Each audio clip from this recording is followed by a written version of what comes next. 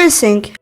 Je suis le légendaire et vénérable chêne vert, incontournable accueillant les arrivants de la route de Carcassonne. Je suis considéré comme le doyen de l'Ariège, certains disent que j'ai 800 ans. Je suis classé monument historique depuis le 30 juillet 1945 dans la catégorie arbre remarquable. Mon nom scientifique est Quercus ilex. Ma circonférence est d'environ de 4 mètres, ma hauteur et mon envergure sont de 30 mètres. Mon état de santé est plus que satisfaisant et on a du mal à imaginer que je sois aussi âgé. Entre nous et pour la petite histoire, certains disent de moi que je suis le seul rescapé de la forêt de Pleine-Fage. À la suite de l'inondation catastrophique du 16 juin 1289 qui détruisit une grande partie de la ville, sur la rive droite de l'Hers, les chênes de la forêt auraient servi à bâtir la nouvelle ville et auraient également été utilisés pour la construction des célèbres couverts. Dit-il vrai cet arbre ? 800 ans ? Pour certains, l'arbre aurait survécu à l'inondation. La légende évoque la rupture du barrage du lac de Puy-Vert en ces termes. Un seigneur troubadour était amoureux fou d'une belle et mystérieuse dame blanche qui mouillait ses souliers et le bas de sa robe en s'asseyant près de la berge. Il voulut faire baisser le niveau de l'eau, mais le verrou céda.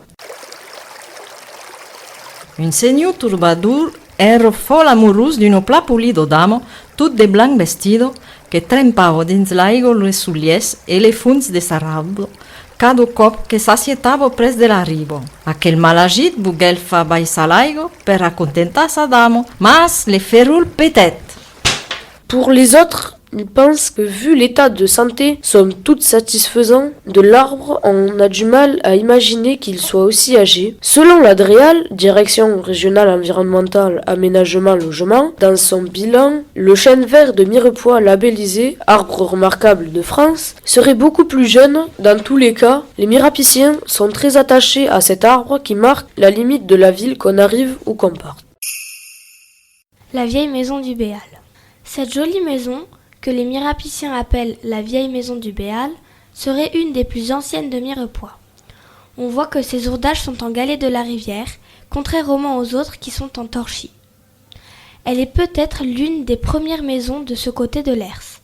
À l'époque, proche d'un cimetière, d'une église Saint-Michel et de la léproserie, elle aurait échappé à l'inondation alors que Mirepoix était encore de l'autre côté de l'Hers.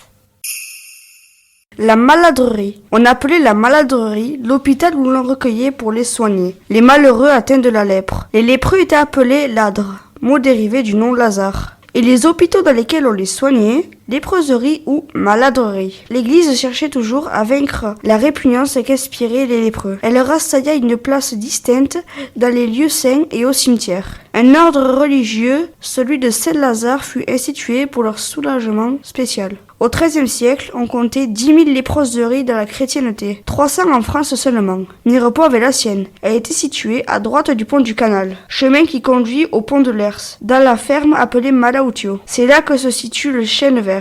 Je vous invite à revenir sur vos pas à la médiathèque pour le point 6.